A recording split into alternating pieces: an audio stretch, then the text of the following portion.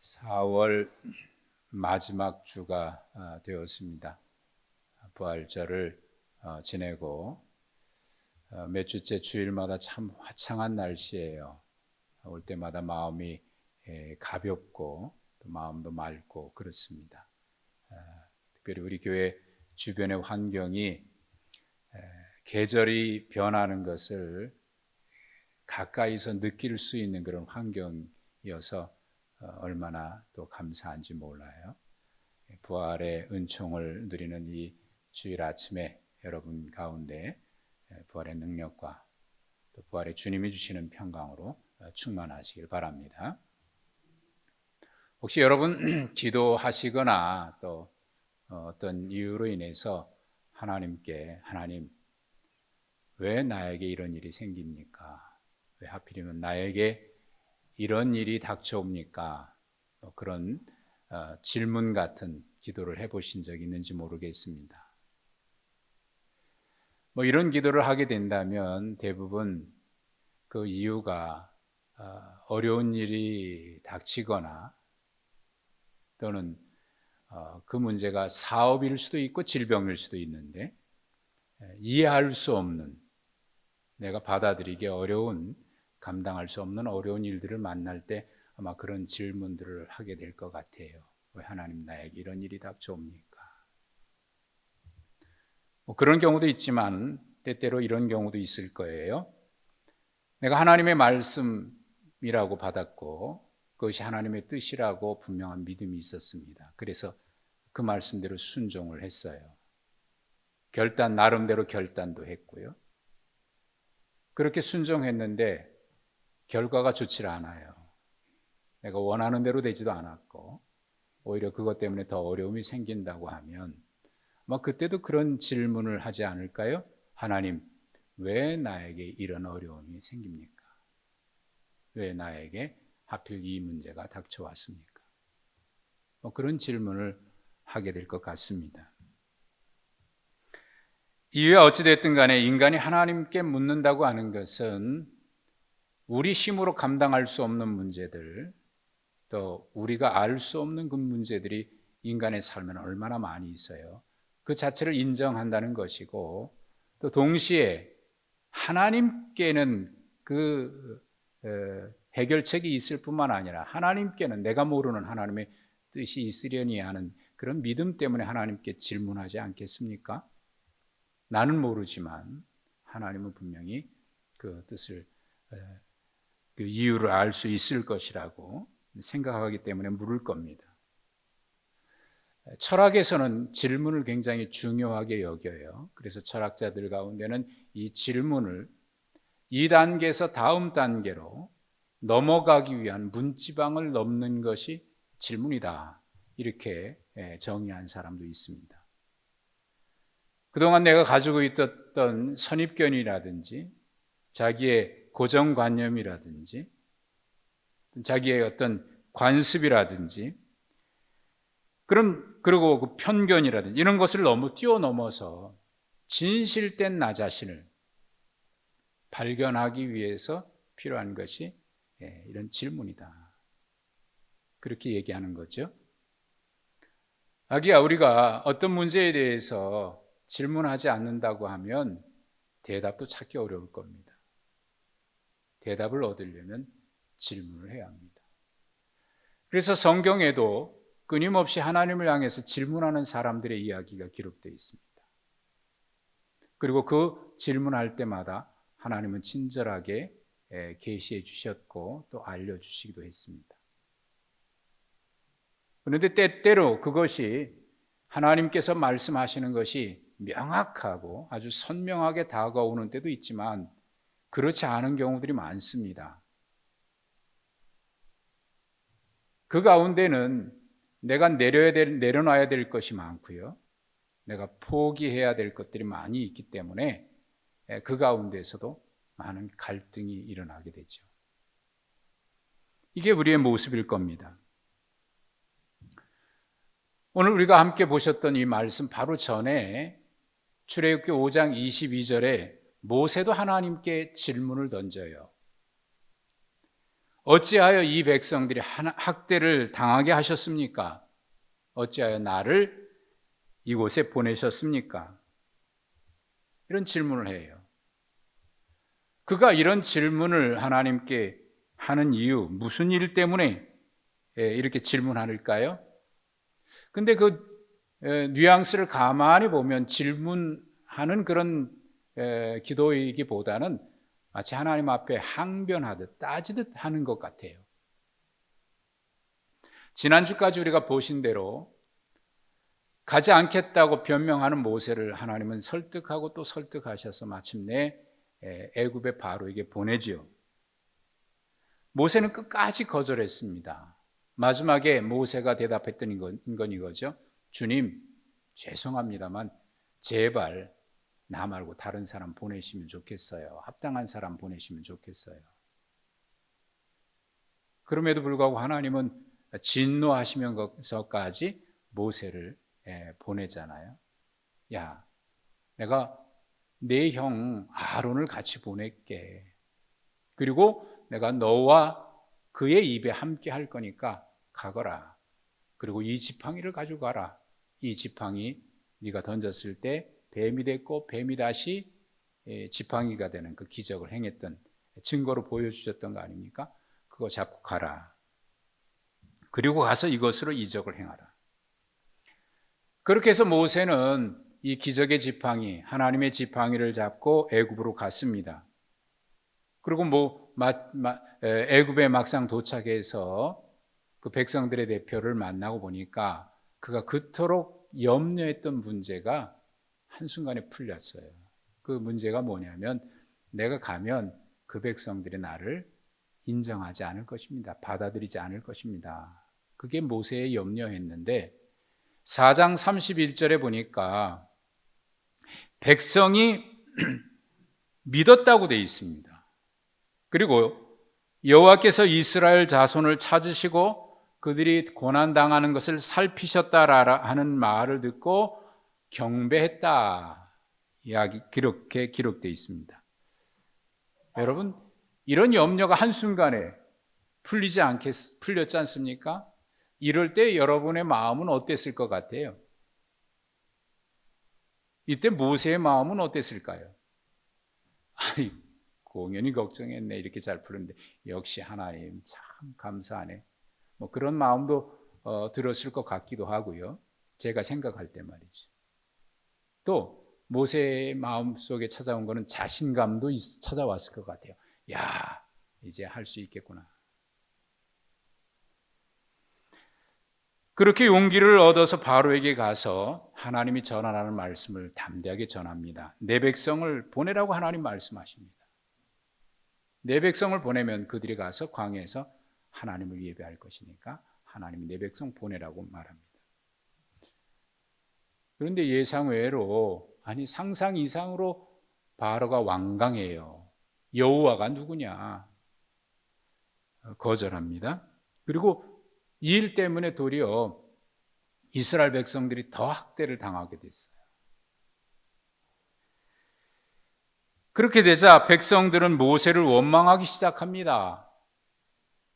모세를 원망하면서 너 때문에 바로와 그 신하들의 눈에 우리가 미움을 받게 됐고 네가 그렇게 함으로 인해서 도리어 바로와 그 신하들의 손에 칼을 쥐어준 격이 됐다. 그래서 그들이 우리를 더 죽이려고 한다. 네가 책임져라. 이런 투지요? 여러분, 이때 또 모세의 마음은 어땠을 것 같아요? 예? 자신만만하게 왔는데 그래도 야, 하나님이 함께 하시는구나 그런 마음이 생겨서 왔는데, 그리고 나쁜 일을 한 것도 아니고 도와주려고 했는데 오히려 이 일 때문에 더 곤란한 일이 생기게 되면 참 모세 입장도 힘들었을 것 같아요. 모세의 마음은 어땠을까? 5장 22절과 23절에 보면 모세의 마음을 알 수 있을 듯 합니다. 5장 22절에 보니까 처음에 질문했던 그 질문이죠. 주님, 어찌하여 이 백성에게 이렇게 괴로움을 겪게 하십니까?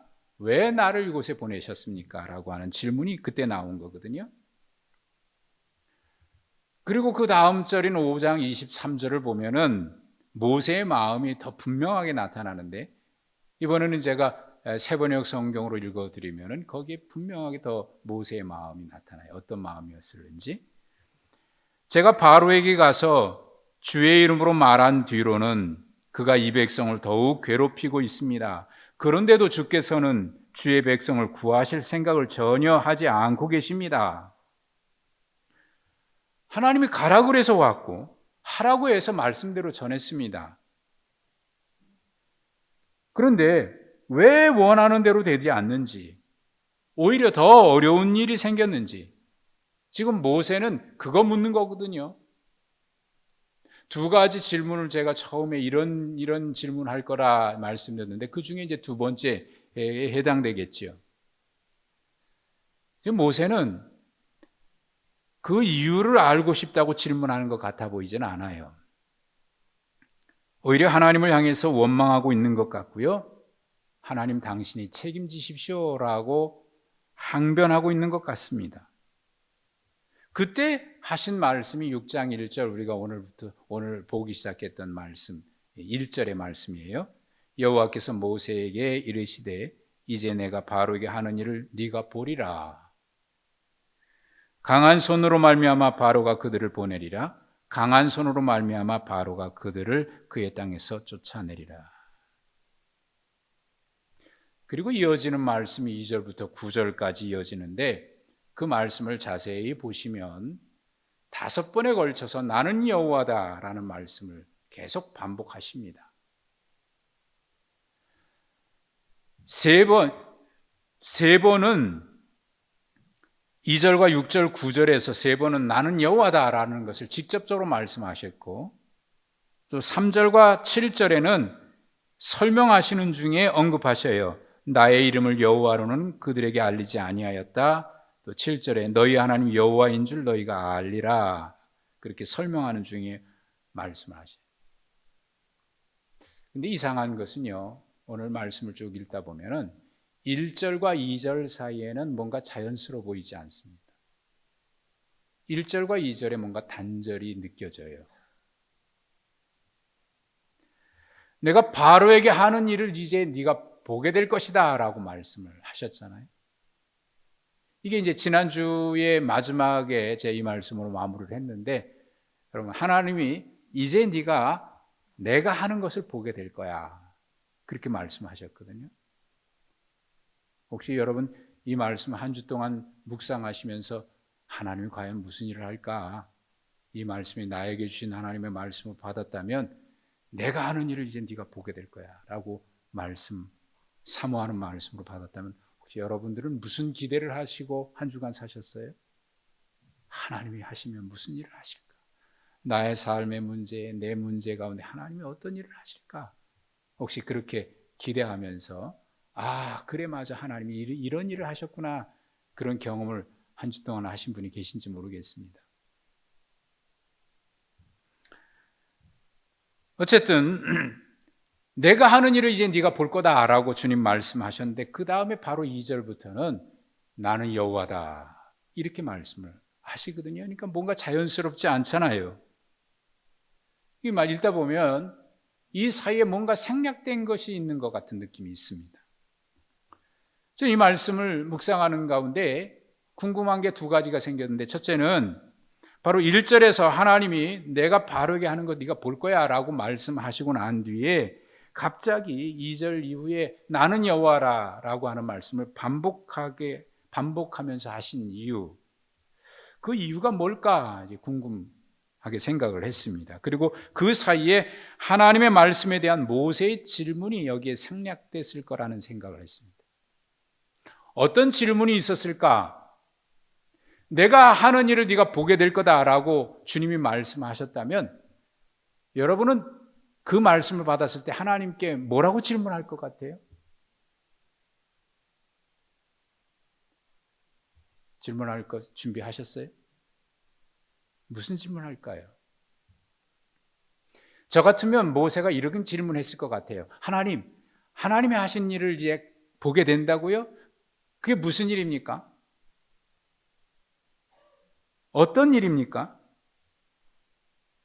그런데 말이죠. 하나님 하신다는 거 좋은데 지금 보셨죠? 바로가 저러는 거. 하나님이 하신다면 그 증거가 무엇입니까? 이거 아마 묻지 않았을까 하는 생각이 들었어요. 여러분은 어떠신지? 그 질문이 생략된 것 같아요. 그리고 둘째는 3절에 내가 아브라함, 이삭, 야곱에게 전능의 하나님으로 나타났으나 그들에게 여호와로는 알리지 않았다라고 말씀을 하셨거든요.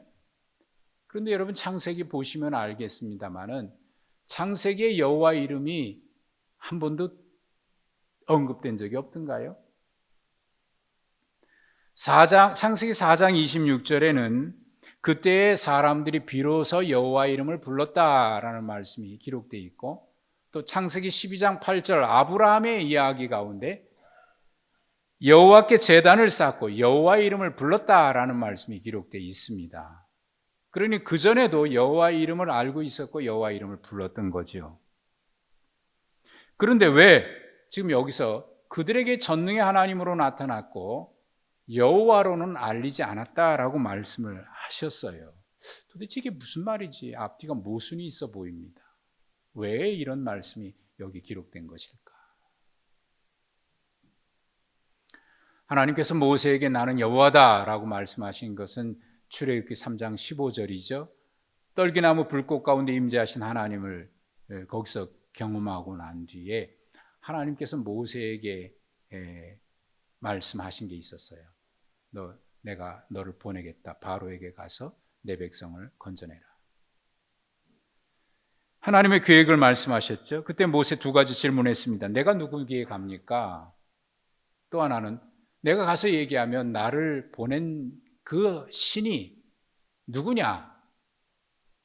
그 하나님이 누구냐라고 물으면 제가 뭐라고 대답해야 될까요? 두 가지 질문에 이게 매우 중요한 질문 아니겠습니까? 궁극적인 질문이잖아요. 사람은 누구나 다 내가 누구인가에 대한 그 정체성을 알고 싶잖아요. 이 내가 누구인지의 문제가 해결되지 않으면 삶의 목적도 의미도 없이 살아가거든요. 그래서 사람들이 행하는 일들은 다 내가 누구인지를 알고 싶은 거고 또 내가 누구인지를 드러내고 싶은 거 아닙니까?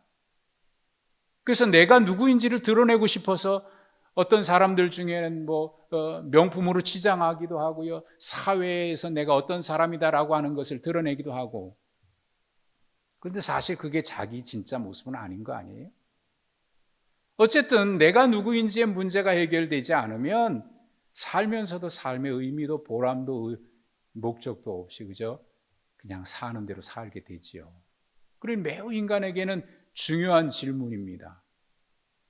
근데 여기서 그치면 안 되고 그 다음 질문이 또 중요한데 그게 뭐냐면 하나님은 과연 누군가 하는 겁니다. 사실 어떻게 보면 인간에게 당돌한 질문인 것 같긴 한데 궁극적인 질문입니다. 내가 누구인지에 대한 질문은 나를 창조하신 하나님과 연결될 때 비로소 내가 누구인지에 대한 인간의 가치, 존엄성이 이제 분명해지는 거죠. 내가 하나님의 자녀라고 한다면 나를 하나님의 형상대로 창조하신 그분은 누구신가 말이죠. 이건 인간의 궁극적인 두 가지 질문일 겁니다.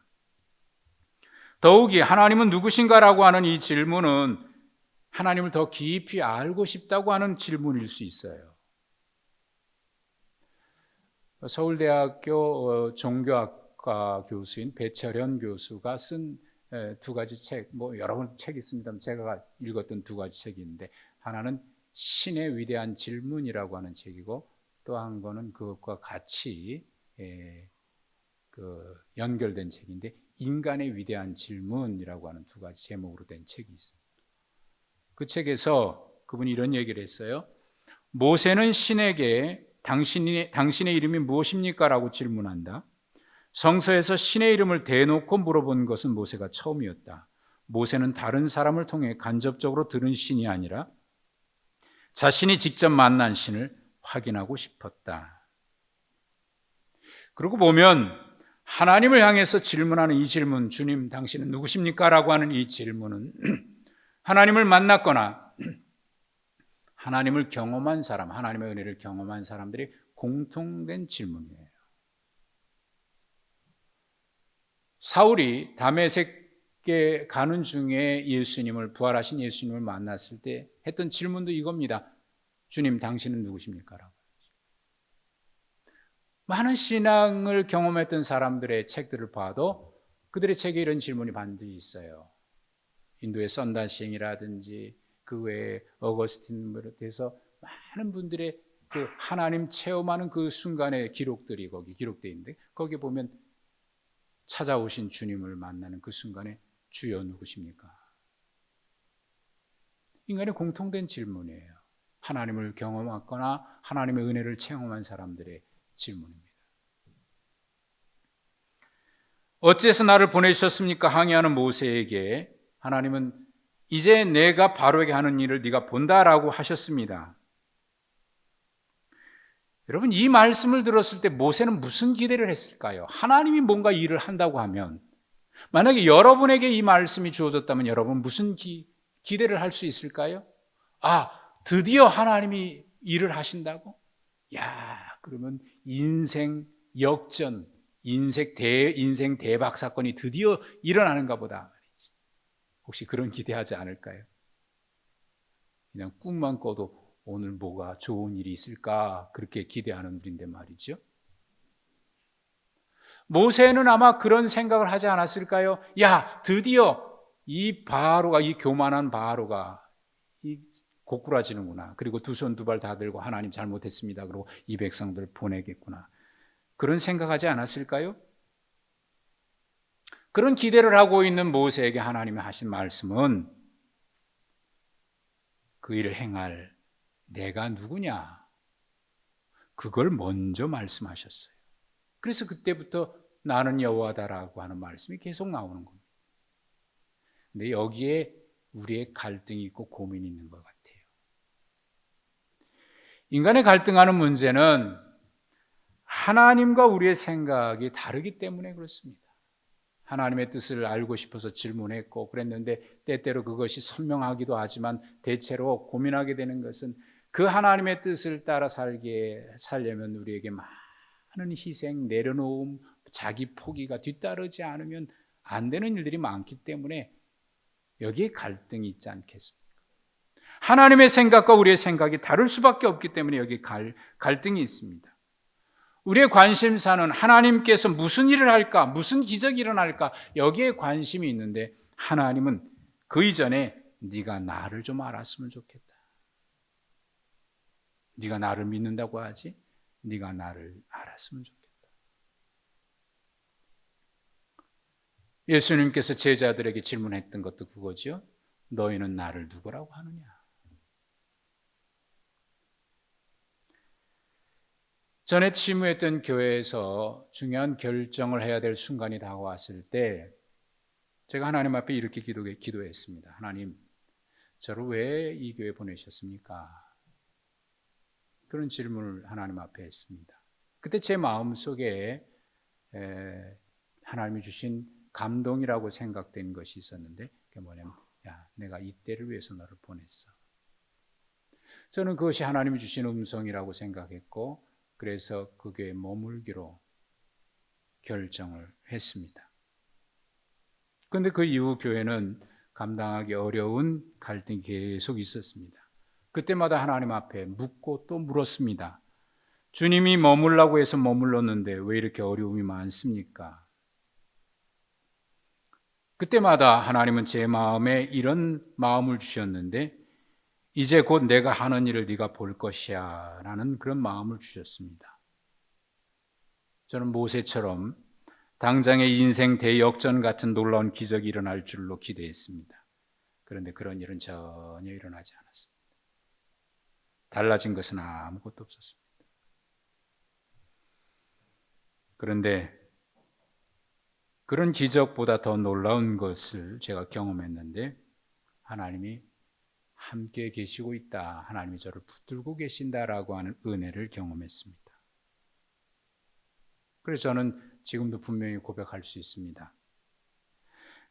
우리가 받은 가장 놀라운 축복 중에 하나는, 축복 중에 하나가 아니라 가장 놀라운 축복은 하나님이 나의 하나님 되신다는 사실을 믿게 된 것입니다.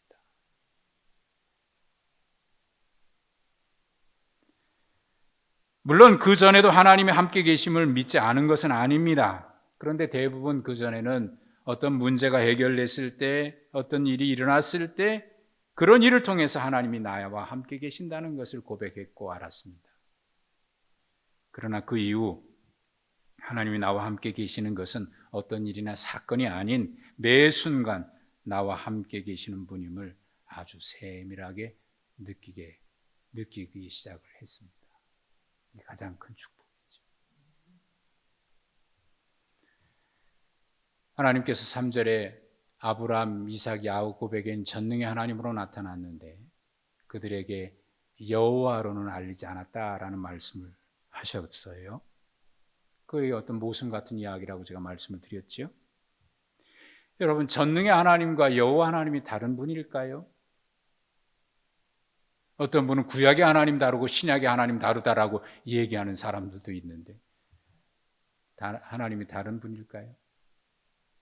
전능의 하나님이란 뭡니까? 말 그대로 전능의 하나님이란 전능하신 하나님이잖아요.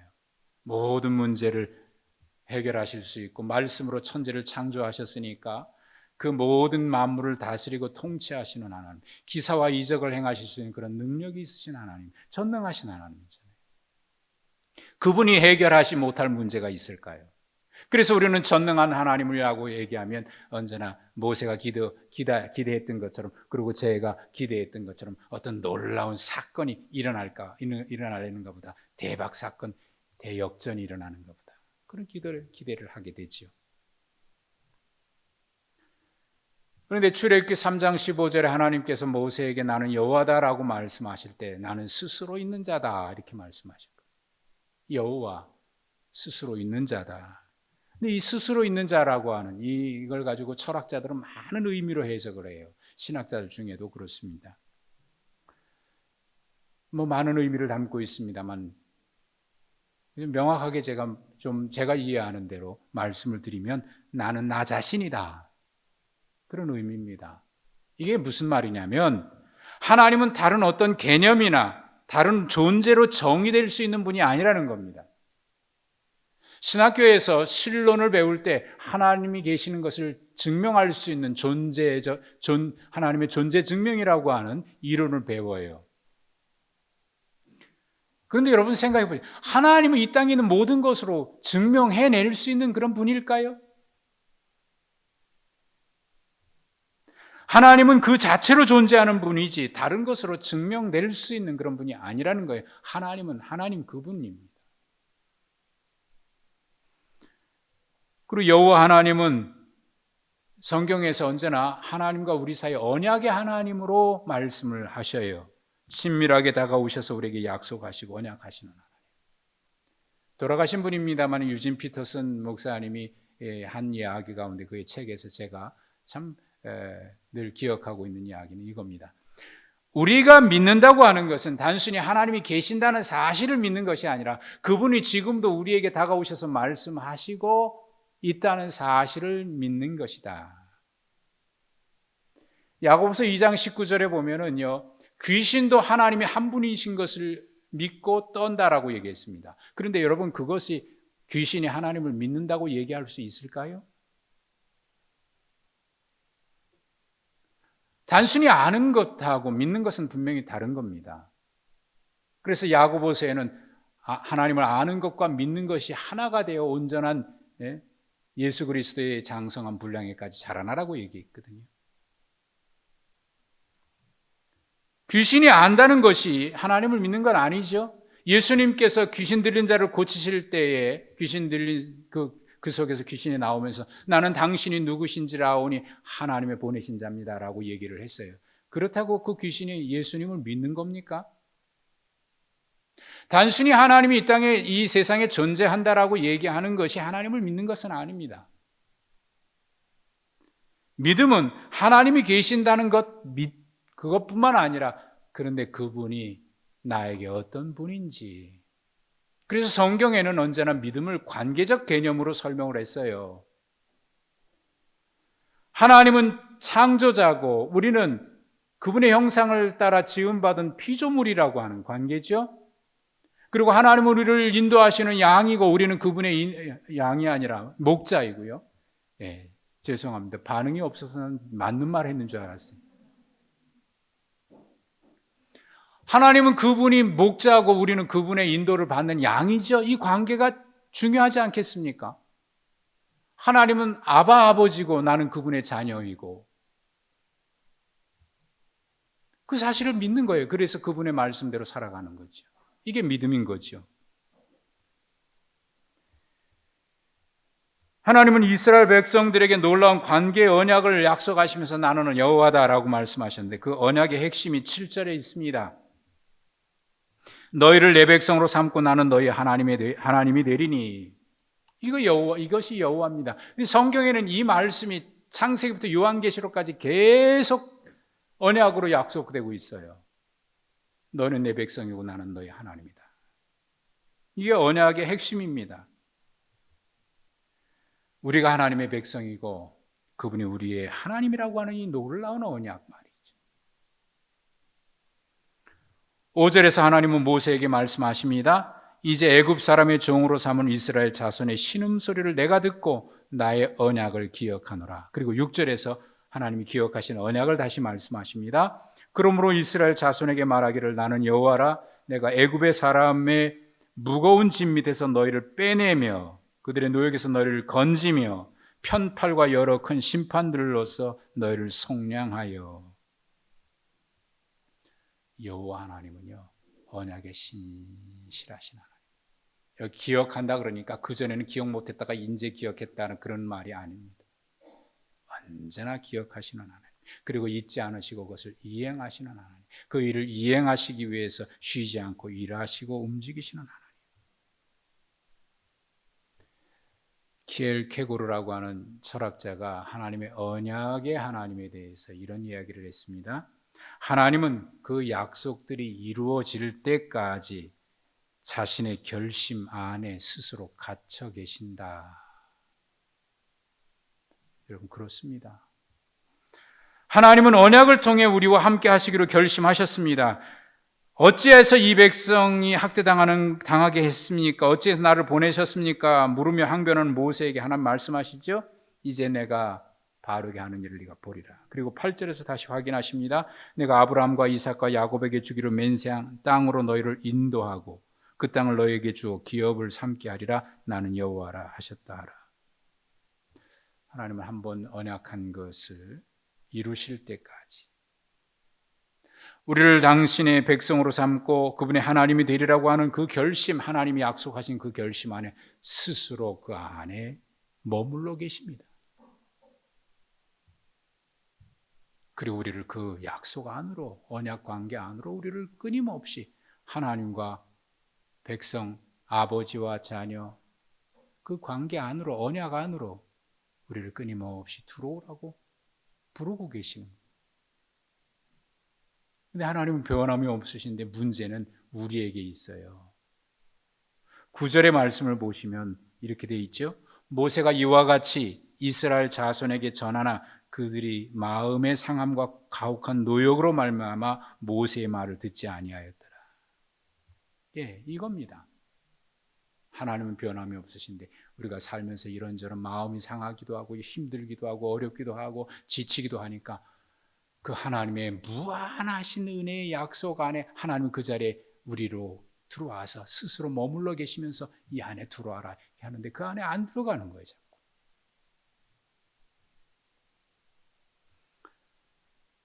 엘리야가 갈멜산에서 바알과 아세라 선지자 850명과 대결해서 이기지요.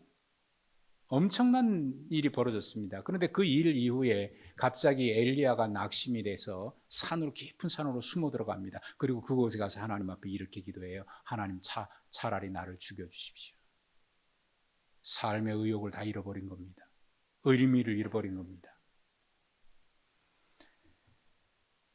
그때 하나님께서 엘리야에게 다가오시죠. 그에게 힘을 주시고 다시 만남의 기회를 주시는데 그 그가 하나님이 찾아오시자 이런 기대를 했습니다. 야, 큰 지진이 일어나니까 드디어 하나님이 나에게 다시 오시는구나. 큰 불과 폭풍이 일어나니까 하나님이 다시 일어나. 그러나 그때 하나님이 안 계셔요.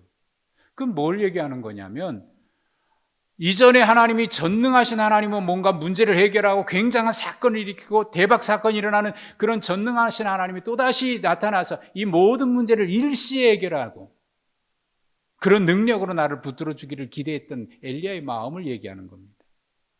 그런데 하나님은 의외로 오셨는지 안 오셨는지도 모를 정도로 아주 세미하게 들릴지 말지 그런 아주 세미한 음성으로 엘리야 이름을 부르시면서 엘리야야,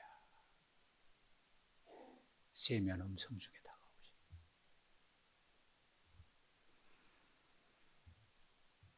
그때 엘리야는 이전에 알던 하나님, 전능하신 하나님이 아닌, 나는 낙심하고 있고 나는 하나님의 언약을 잊고 있었지만 여전히 언약을 잊지 아니하시고 다가오셔서 옆에 앉아주시면서 포근하게 안아주시는 그 언약의 하나님, 여호와 하나님을 경험해요.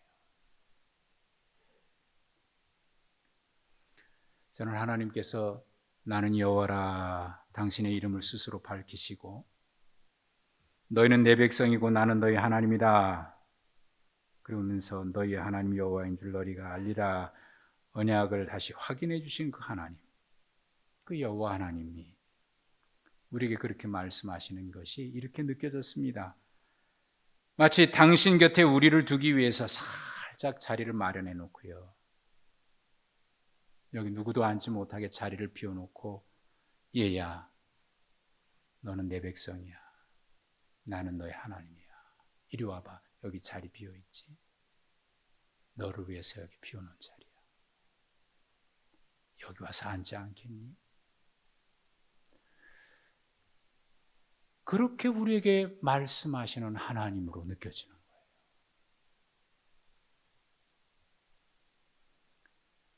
거예요.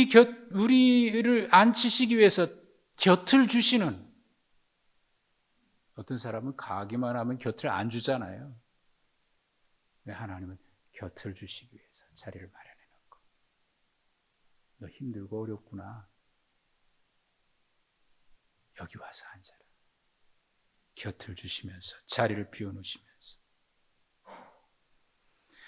여전히 풀리지 않는 문제, 여전히 해결되지 않는 문제 때문에 항의하고 항변하고 갈등하고 있는 우리들에게 나는 너의 하나님이야, 자리를 마련해 주시고 곁을 허락하시면서 여기 와서 앉아라,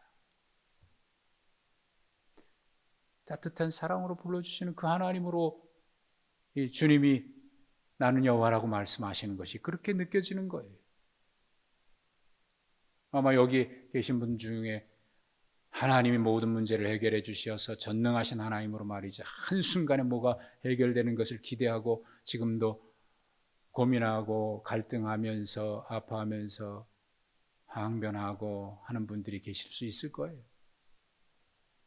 하나님은 나는 여호와야, 너희 하나님이야, 옆에 자리를 마련하시면서 여기 와서 앉아, 내가 너를 위해서 마련했어, 따뜻하게 사랑으로 품어주시는 그 하나님으로 여러분에게 나는 여호와다, 너희 하나님이다 라고 말씀하고 있지 않습니까?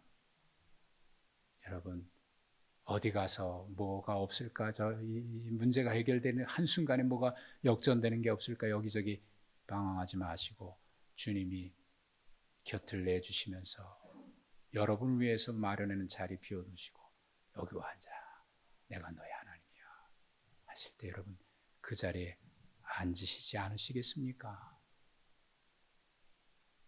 그 하나님과 살아가는 행복이 이게 믿음 아닙니까? 우리 모두 그렇게 살아가실 수 있기를 바랍니다. 하나님 아버지, 참 감사하고 감사합니다. 오늘도 우리에게 이 은혜의 자리로 부르시고 따뜻하게 나는 너의 하나님이야, 너는 내 백성이야, 나는 여호와야, 우리에게 자리를 내주시면서 옆에 와서 앉으라고 팔을 벌리시는 그 사랑 앞에 오늘도 주님 알겠습니다. 주님 곁에 앉아서 주님과 함께 살아가겠습니다. 다짐하고 결심하오니 주여 우리를 붙들어 주시옵소서. 예수님의 이름으로 기도하옵나이다. 아멘.